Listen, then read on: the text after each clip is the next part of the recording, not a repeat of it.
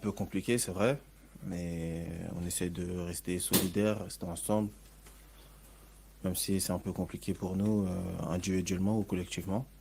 C'est un peu frustrant comme situation. L'entraîneur a choisi la stabilité et vous en attaque avec Koulibaly, c'est quelque chose que vous appréciez mais qui n'a pas forcément tout à fait fonctionné jusqu'à maintenant. C'est pas que ça fonctionne pas, c'est qu'il nous faut du temps. Ça fait longtemps que j'ai pas joué avec Koulibaly devant, mais à force, entraînement, on y travaille et ça va marcher. On est en train d'y bosser. Comment est-ce que tu expliques votre quasi-incapacité à vous procurer des occasions franches? Bah, franchement, il faut qu'on essaye de faire plus tous ensemble. Collectivement, c'est pas que les attaquants, on va dire, qui doivent se procurer des occasions, ça part des défenseurs. Il faut qu'on soit plus en mouvement, qu'on joue plus vite, qu'on n'arrête pas de faire tourner le ballon pour rien, quoi, du latéral droit pour aller à la latéral gauche. Il faut qu'il y ait du mouvement devant. Et c'est tous ensemble, quoi. Randall, tu dis c'est une situation qui est frustrante. En quoi elle est frustrante pour toi, par exemple? Ah, parce que déjà c'est ma première saison en Ligue 1 et on est 17e à 3 points de la zone. Donc pour tout le monde, elle est frustrante. Pardon. Parce que tu penses que vous auriez dû faire mieux parce que vous en avez les possibilités ou c'est votre place? Bah, j'en suis sûr qu'on c'est pas notre place en fait. Vu les qualités des joueurs qu'on a, cette place-là, elle est pas pour nous maintenant. Et la frustration, c'est quoi? C'est de ne pas arriver à être encore plus décisif, de ne pas arriver à avoir une équipe qui tourne bien? Bah, on a les capacités, on tourne bien, mais en fait, des fois, je peux dire que c'est de la chance, mais des fois, c'est de notre côté aussi. C'est à nous de faire les choses sur le terrain. C'est personne d'autre qui est sur le terrain, c'est nous, les joueurs. Contre Metz, on n'a pas eu un sentiment de révolte après le premier but de la part des gens nantais. Est-ce que cette semaine, il y a eu, Charles Traoré à son match disait qu'il fallait que vous parliez encore? Est-ce qu'il y a eu une discussion entre vous parce que les joueurs ont pris la parole? Bah, on a discuté entre nous, quoi. Et il faut qu'on ait une prise de conscience. Si nous sommes sur le terrain, si nous, on doit faire les choses. C'est pas le coach, c'est pas les supporters. Si nous sommes sur le terrain, c'est nous qu'on joue. Donc c'est à nous de montrer les choses sur le terrain.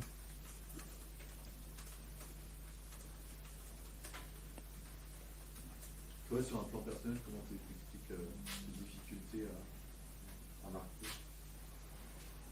Bah, Peu d'occasions que tu as aussi. ouais, c'est vrai, j'ai pas beaucoup d'occasions, mais sans y travailler, en faisant, en répétant des gammes, que je veux trouver des situations, mais de me démarquer.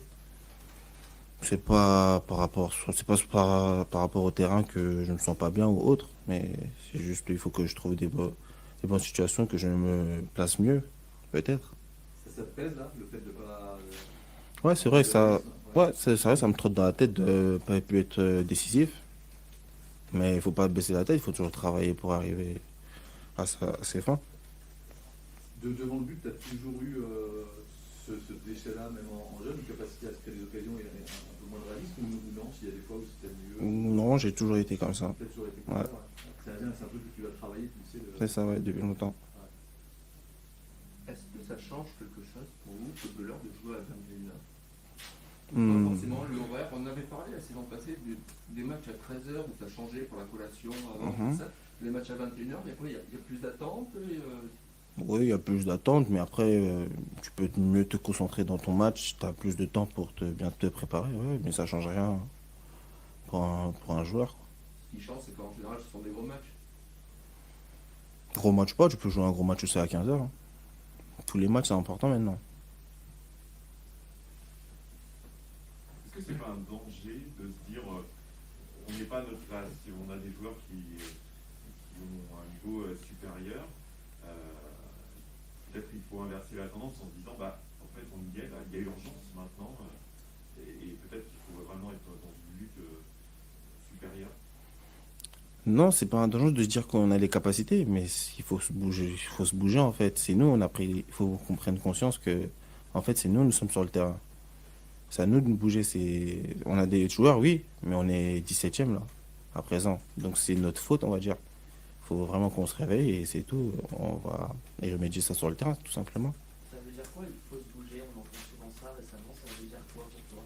il faut faire les choses tous ensemble. Faut pas faire les choses chacun à son tour. Par exemple, un pressing, on va pas aller chacun à son tour. Faut être tous ensemble. Faut pas baisser les bras, même si on prend un but. Faut qu'on reste soudés, en fait. Nous sommes une équipe, donc il faut rester ensemble. J'ai l'impression d'être tombé un peu dans les travers de 2020, parce que la semaine dernière, on nous disait que ça y est, l'équipe jouait en bloc, on jouait les uns pour les autres, et visiblement, c'est pas ce que tu remarques toi. Ouais, ces derniers matchs, on a lâché un peu. Depuis qu'on a pris le but contre Lens, on a lâché un peu. Parce que ce but-là nous a vraiment mis un coup quand même. Mais c'est pas la fin du monde. Il faut qu'on se relève et on va aller au combat. Vous attendez quoi pour vous réveiller, comme tu dis, en fait? Mais là, on est en situation de crise. Il y a pas le déclic pour nous dire qu'il faut nous réveiller. C'est nous-mêmes. On a pris conscience que là, on est vraiment en danger. Vous êtes en danger, vous affrontez Monaco qui marche très fort. Qu'est-ce qu'il faudra absolument... Faudra rester bien en bloc parce que c'est une équipe très dangereuse, on a vu. Et il faudra être très réaliste. À titre individuel, qu'est-ce que tu apprends toi, cette saison? Quand tu découvres le haut niveau, Moi, je découvre déjà le championnat Ligue 1, quoi. Donc, c'est un championnat qu'il faut être vraiment rigoureux. Il faut être concentré du début à la fin. Chaque détail compte. Que tu en es pour ce qui est de la prolongation et les avancées Je suis toujours en cours de... On discute toujours avec le président, mes membres de ma famille, avec ceux qui s'occupent de moi. Je ne pourrais pas en dire plus vu que je connais rien de la situation. C'est quoi tes intentions à toi? Ton intention à toi pour la fin de saison? Bah, c'est de poursuivre avec le FC Nantes, quoi. C'est de rester ici dans mon club formateur et de réussir à se maintenir cette saison-là. Le fait que tu ne saches pas trop, justement, de quoi l'avenir va être fait, est-ce que ça peut jouer aussi sur ton rendement? Est-ce que tu penses à ça? Non, du tout. Pour l'instant, je suis ici et je travaille pour rester ici. Il faut se maintenir. C'est l'objectif numéro 1 pour nous. C'est bon? Merci. Merci à vous.